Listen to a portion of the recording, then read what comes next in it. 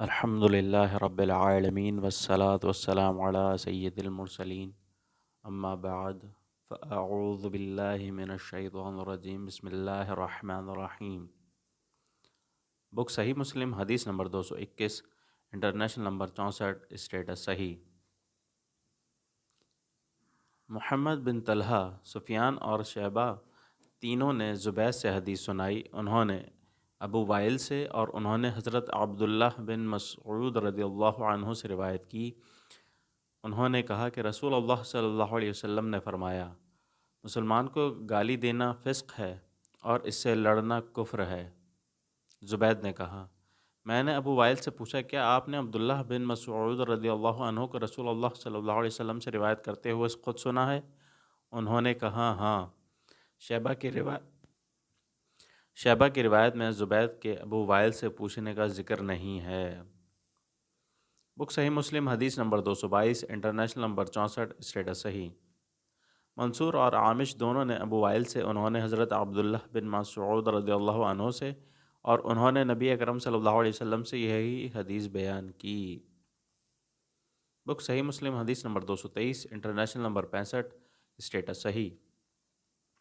ابو زرعہ حرم بن عمرو بن جریر بن عبداللہ البجلی نے اپنے دادا حضرت جریر رضی اللہ عنہ سے روایت کی۔ انہوں نے کہا کہ نبی اکرم صلی اللہ علیہ وسلم نے حجۃ الوداع کے موقع پر مجھ سے فرمایا، لوگوں کو چپ کراؤ۔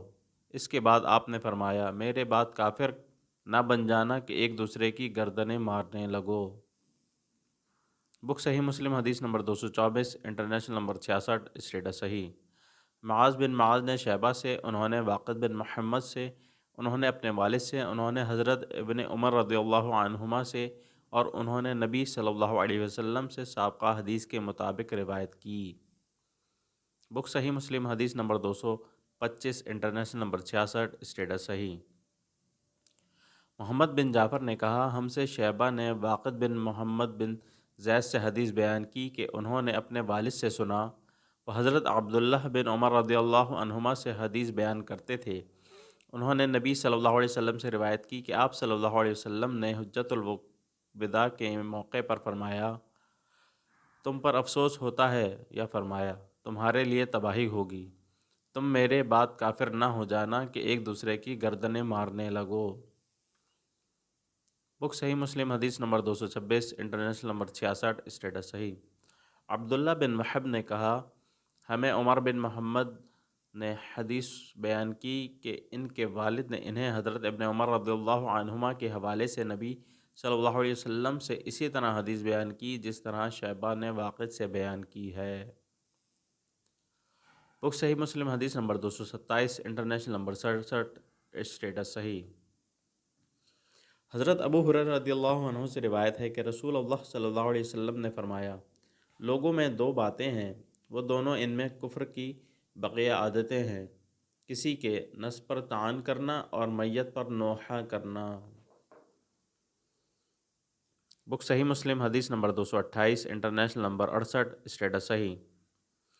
منصور بن عبد الرحمن نے شعبی سے روایت کی، انہوں نے کہا کہ میں نے جریر رضی اللہ عنہ کو کہتے ہوئے سنا، جو غلام اپنے مالکوں سے بھاگ گیا، اس نے کفر کا ارتکاب کیا یہاں تک کہ ان کی طرف لوٹ آئے، نہ یہ کہ دوبارہ مسلمان ہو۔ منصور نے کہا، اللہ کی قسم یہ حدیث نبی اکرم صلی اللہ علیہ وسلم سے روایت کی گئی ہے، لیکن میں ناپسند کرتا ہوں کہ یہاں بصرہ میں مجھ سے یہ اس طرح مرفوعاً روایت کی جائے، کیونکہ بصرہ کے خارجی اس سے متعلق کفر کا استدلال کریں گے۔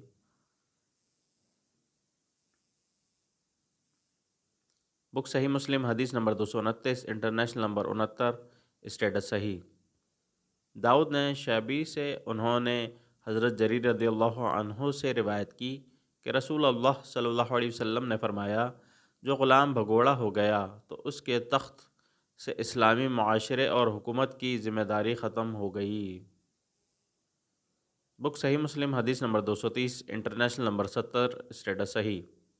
مغیرہ نے شعبی سے روایت کی، انہوں نے کہا، حضرت جریر بن عبداللہ رضی اللہ عنہ نبی صلی اللہ علیہ وسلم سے بیان کیا کرتے تھے، جب غلام بھاگ جائے تو اس کی کوئی نماز قبول نہیں ہوتی، جس طرح حرام کھانے والے کی نماز قبول نہیں ہوتی۔